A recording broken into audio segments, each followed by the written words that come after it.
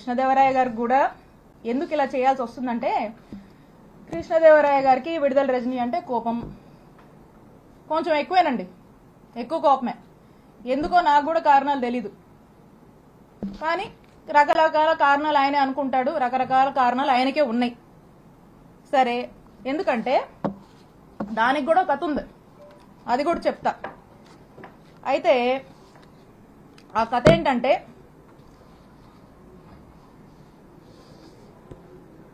రెండు 2020 వైఎస్ఆర్ కాంగ్రెస్ పార్టీ అధికారంలో ఉంది.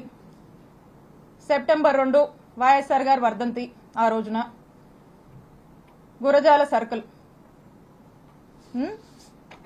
ఆ రోజున కరెక్ట్ సంవత్సరంన్నర అయింది మేము అధికారంలోకి వచ్చినప్పుడు కృష్ణదేవరాయ గారు ఏం చేశారంటే, అతనికి ఎందుకో గాని నా మీద ఎందుకు కోపమో ఏంటో ఆ భగవంతుడికే తెలియాలి, ఆయనకే తెలియాలి కారణాలు. అతని కోసం, అతని గ్రూప్ కోసం, అతను ఇక రకరకాలు ఉంటాయిలేండి. సరే, ఆయన ఏం చేశారంటే, ఈ గురజాల సర్కిల్లో ఉన్నటువంటి పోలీస్ స్టేషన్లో అక్కడున్నటువంటి డిఎస్పీ గారిని, అక్కడున్నటువంటి సిఐ గారిని, ఇద్దరిని కూడా మాటలు చెప్పి మా అధికారాన్ని మా మీదకే వాడి వాళ్ళని, పోలీసులను బ్రైబ్ చేసి నా మీద, నేను మాట్లాడేటువంటి ఫోన్ నంబర్ మీద, నేను వాడేటువంటి నంబర్స్ మీద, మా సిబ్బంది నంబర్స్ మీద, మా ఇంట్లో వాళ్ళ నంబర్స్ మీద ఒక 6 నుంచి 7 నంబర్ల వరకు కూడా కాల్ డేటా తీసే ప్రయత్నం చేశారు. కాల్ డేటా తీయాలంటే ఎఫ్ఐఆర్ కట్టాలి. వీటి మీద ఎఫ్ఐఆర్ కట్టి, ఈ సర్కిల్లో ఎఫ్ఐఆర్ కట్టి ఈ కాల్ డేటా తీశారు. ఇది ఈ రోజున నేను ఎందుకు చెప్తున్నానంటే, మేమిద్దరం ఒకే పార్టీలో ఉన్నాం. ఇది మేము అధికారంలో ఉన్నప్పుడే జరిగింది. అప్పుడు నేను ఎమ్మెల్యేని. అప్పుడు జరిగినటువంటి విషయము నేను ఏ రోజు కూడా ఈ విషయాన్ని చెప్పే పరిస్థితి నాకు రాకూడదని నా మనసులో ఎప్పుడు అనుకుంటూ ఉండేదాన్ని.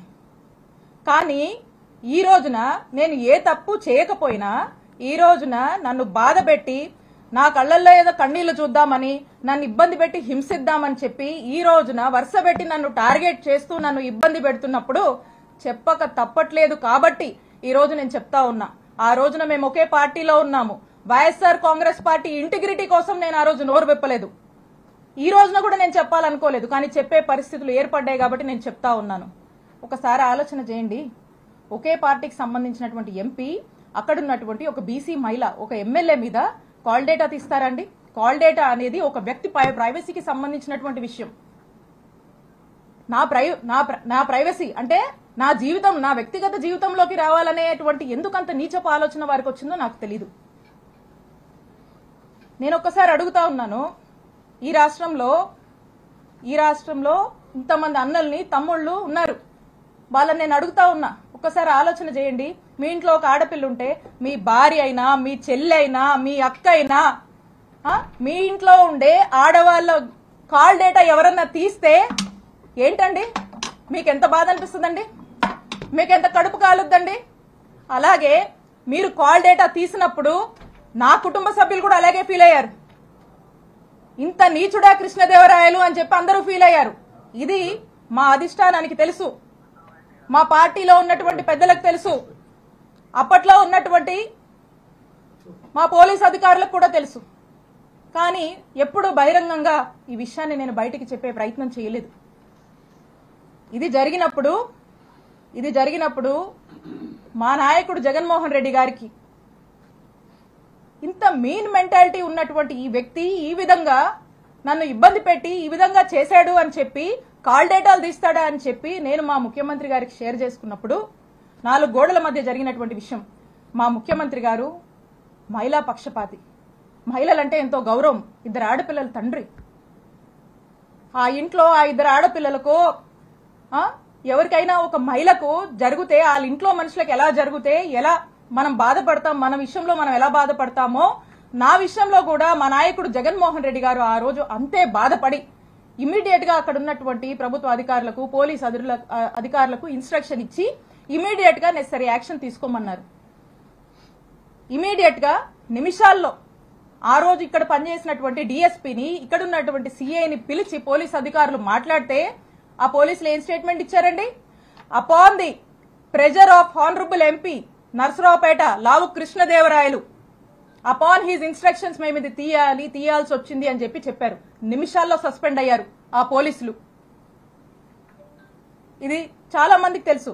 ఇదేదో వీళ్ళేదో కట్టుకదల్లి నా మీద ఏమాత్రం కూడా పస లేకుండా సబ్స్టెన్స్ లేకుండా నా మీద ఏదో కేసు పెడితే నేను మాట్లాడట్లేదండి. నేను ఇదిగోండి ఆ ఎఫ్ఐఆర్ కాపీ కూడా ఉంది.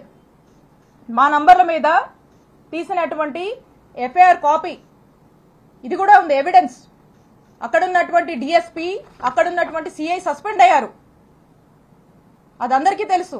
నేనేదో మీలా కట్టు కదలల్లి ఏదో మాటలు చెప్దామని రాలా. ఇది ఇంత నీచమైన నిజస్వరూపం లావు కృష్ణదేవరాయలు. అప్పుడు మా నాయకుడు అతన్ని ఏంటయ్యా కృష్ణ ఏంది పని అని ప్రశ్నిస్తే తల దించుకున్నాడు కృష్ణదేవరాయలు. ఆ రోజున కృష్ణ గారు తల దించుకున్నారు.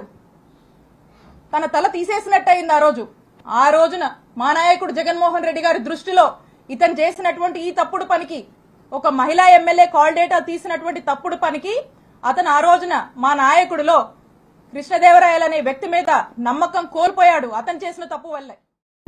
ఏదైతే క్యారెక్టర్ అసాసినేషన్ కానీ టాపిక్ డివర్షన్ కానీ ఇవన్నీ కూడా మీకు ఎవరో బ్రీఫ్ చేస్తూ ఉన్నారు. నేను వారికి చెప్తా ఉన్నా, నేను 2024 జనవరిలో నేను రిజైన్ చేసి బయటకు వచ్చాను.